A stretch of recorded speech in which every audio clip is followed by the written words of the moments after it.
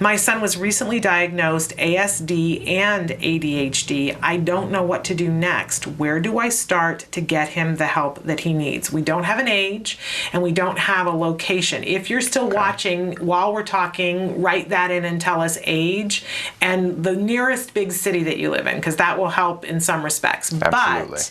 But recently diagnosed ASD and ADHD, which a couple of years ago you couldn't get both, but now you can. So where does she start?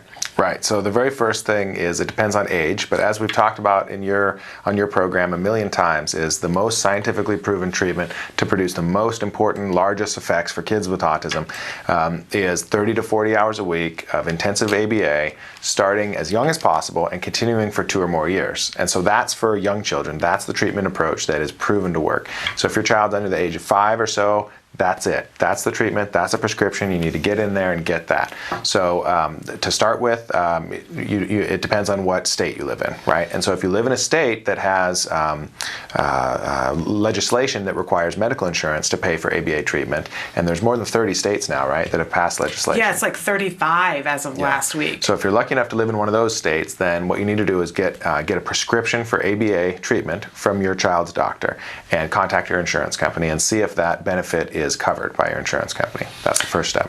Yeah, and even if it's not, there are avenues in which you can go, but it's the first best place to start. We always tell people funding is a huge part of this, right? Because if you have the funding, it was going to reduce your stress and make things a little bit more streamlined. So we want you to go to the first, best, easiest place to get the most funding, and for most of you, that's going to be insurance. That's right. But don't feel like if you come up against a roadblock that it's the end of the road for you. That's not the case either. That's right. And so the best thing to do would actually be to send you another message, right, with more specifics about location and stuff, and then we can point you in the right direction, because it really does depend on the state, and it depends on even region within the state and what insurance you have, and it's it's complicated. But and there's even, if you go to centerforautism.com, there in one of the rotating banners on the first page, there is one that says ABA in the different states, and you click on that and it takes you to a map and it gives you an updated version of which states have which coverage, so that you get a kind of a snapshot of what it looks like across, and it's changing every day. That's right. Literally. But even then, what we have discovered is that if you don't have, if in your state you don't have autism insurance coverage,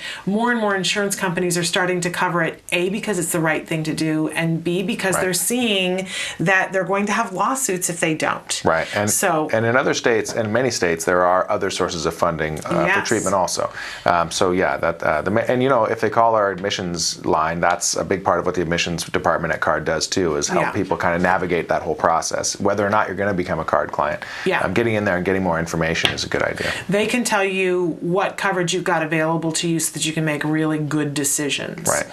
But I just want to say that it's great. Here's what I notice about this, that you're very early on and you already found us. Right. Which means you are so ahead of the curve. When I think about when my son was diagnosed and what I came home and did was I started Googling everything, and basically I walked around in a circle for 4 weeks. Right. And that's what I did. That's what I accomplished. So the fact that you found us, you're already smarter than the average bear.